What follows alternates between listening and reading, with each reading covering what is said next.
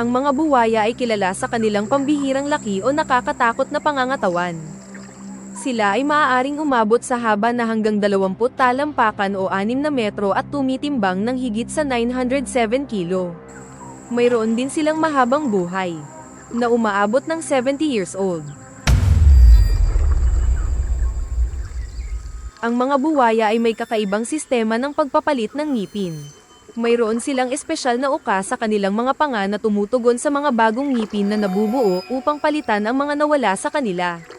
Sa paglipas ng kanilang buhay, maaari silang tumubo at mapapalitan ang libu-libong ngipin. Ang mga babaeng buwaya ay may kakayahang gumawa ng mga tirahan na siyang pangingitlugan, na kanilang binabantayan ng maingat kapag napisa na ang mga itlog. Dinadala ng ina ang kanyang mga supling sa tubig, pinoprotektahan sila, at nagbibigay ng patnubay at proteksyon sa loob ng ilang buwan hanggang sa maging malaya sila. Sumisimbolo din ang buwaya bilang makapangyarihan, mapanganib, na maaaring kainin ng isang tao ng buhay.